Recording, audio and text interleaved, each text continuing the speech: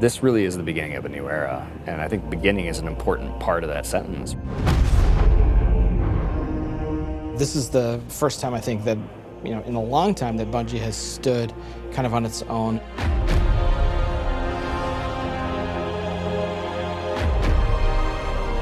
And we're self-publishing. It's a really big deal. There's a huge opportunity here for us to really make our own decisions. It's a turning point for us. We are in charge of our own destiny. It's empowering and terrifying at the same time. There are only two groups who are going to decide what happens to Destiny next: Bungie and the players who play Destiny.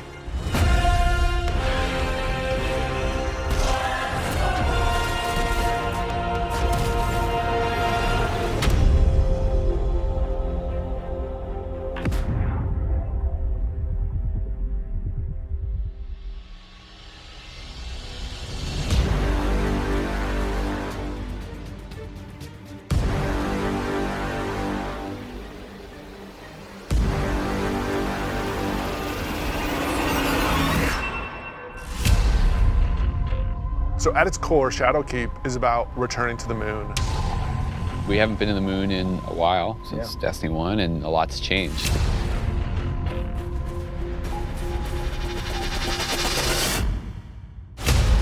When you go back, it isn't exactly what you thought it was. There's like huge cracks ripped into it. There's a weird scarlet fortress. And so the context of the moon has been updated entirely.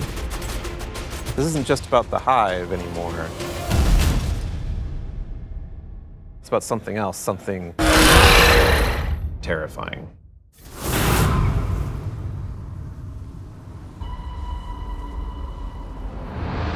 The moon this time around is something really scary that is playing on your fear in a way that hasn't happened before. Before it was, oh, it's a big giant thing and it's scary, but now there's actual some psychological elements to that. How long has it sat in silence, watching us? Much too long. Having Eris Morn come back instantly signals to players the tone shift and change. There's an undertone of threatening and psychological horror. You're all insufferable! We want to tap into what makes Guardians afraid. What are their worst fears? Shadowkeep refers to the things that Eris unleashed on the solar system. Nightmares are manifestations of a Guardian's past. What if the villains that you thought were well into the ground actually weren't, and they were being resurrected by the darkness? Eris is trying to figure out how she unleashed this kind of madness, and so she needs your help.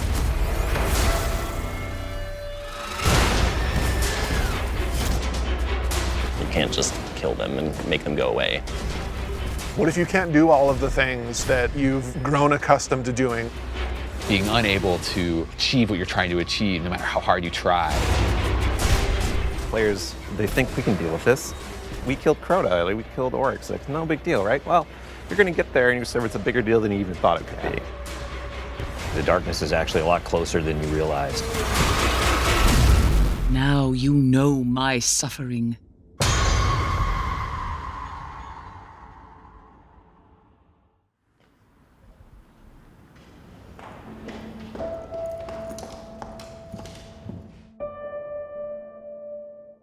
It's been a year, basically, of just a constant two-way dialogue with all of our passionate players. Under it or on the sides of it more? The number of green. That's really informed what it is that players want out of the Destiny game and how we're evolving, not just the story of the world, but what happens to you as a Guardian. Like the thing that was supposed to blow you back or whatever, it's related to acceleration. A bunch of the work that we're doing is about adding depth to the character sheet. The teams are thinking about how do we want to evolve armor, get more stats into the game, get more player customization. How can we get the depth of pursuit for how you want to play with this awesome character you've been building now for, some of us 5 years. And completely new ways of deepening the character RPG that we all know and love and want to be better.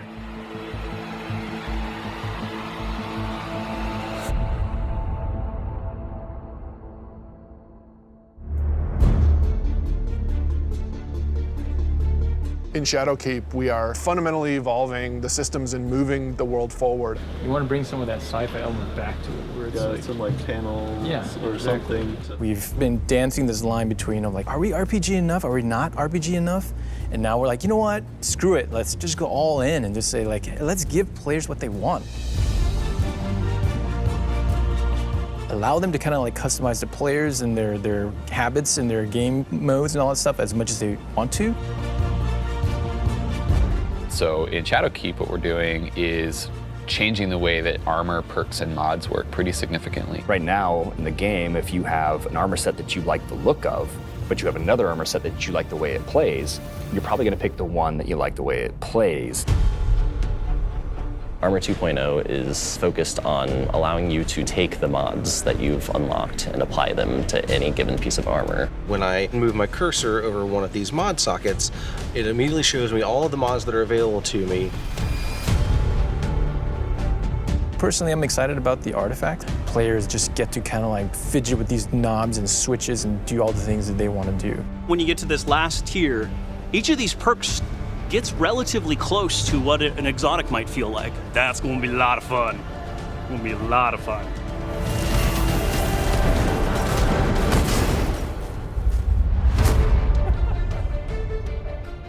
Finishing moves are a new thing for Shadowkeep. What's your favorite?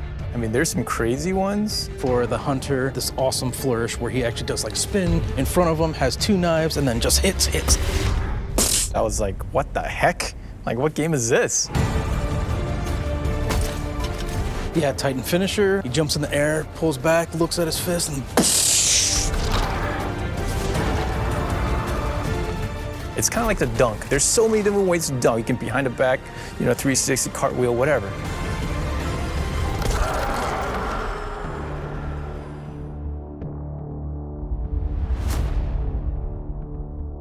We're in the playtest lab every day, trying to figure out what's good for the game, what do people want, what have they been asking for, trying new ideas. So I want to try, I added radar hiding. Let me know how it feels to get shot by the heavy bow. I am working on an exotic heavy bow, and I'm just working on figuring out some knockback, trying to see how big this, okay, that's probably too much, but you get the idea. This is an exotic trace rifle. Fire it on an enemy and it creates a big old crit spot.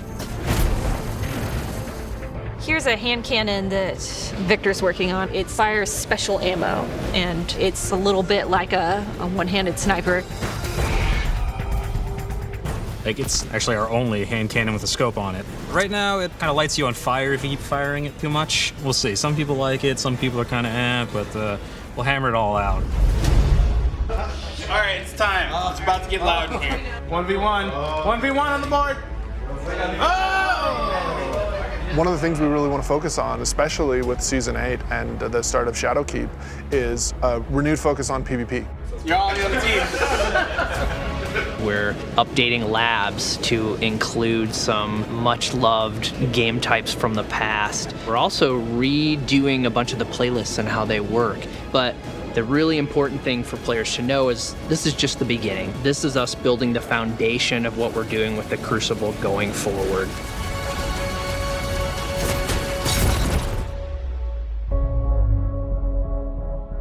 Previously, you would have a 20, 40, 60-hour climb before you could do what's considered in-game content.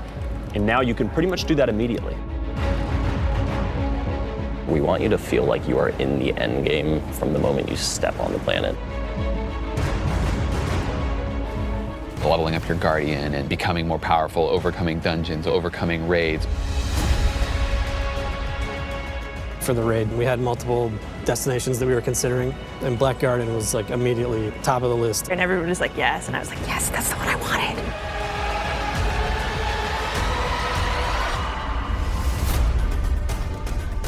With Forsaken, we've started finding more ways for players to customize and personalize their character and differentiate themselves. Shadowkeep's going to push even further in that direction. The word, which is really guiding us in a bunch of ways, is depth. It's about experiential depth. When we look at how we're thinking about the next 3-5 years, it's really important to us.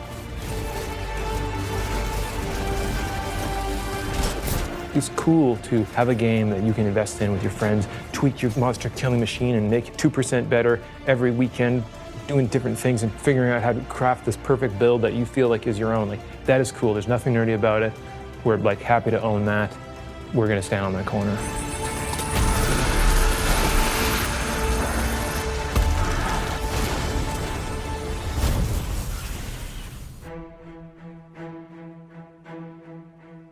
As things change, if the game doesn't feel like it's changing to meet the new landscape, it just all fall down. You know, part of our DNA is finding different ways to bring people together.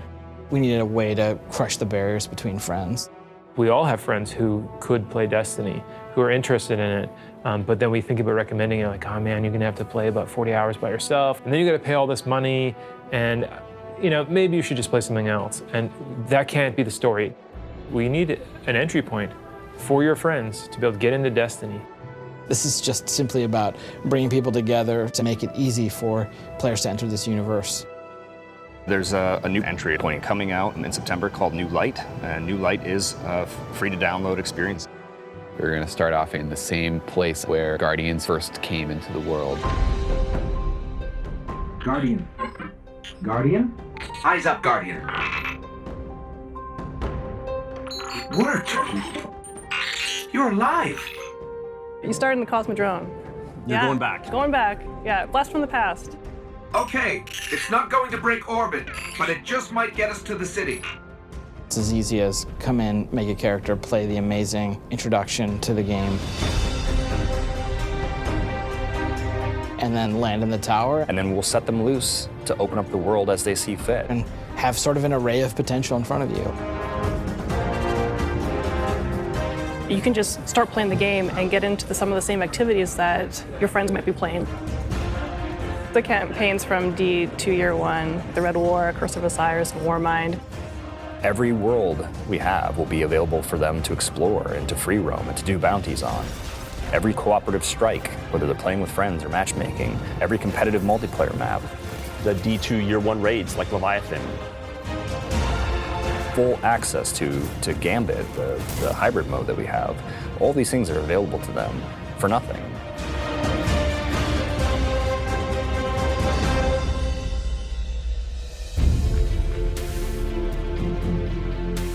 We've always said that Destiny is best when you play it with your friends, and we're trying to make it easier. So if your friends who are playing Destiny are on different platforms, we're adding cross-saves so that you can move between the different platforms and play wherever your friends are. Like if I'm playing and I want to move over to my PC, I should have my character go with me. We want Destiny to meet you wherever you want to play, so that's incredibly important for us.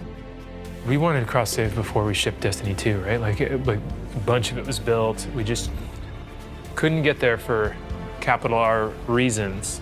And many of those reasons have disappeared. So we are headed full steam ahead on that. And we got to figure out how we're going to get there and how we're going to give the players what they want.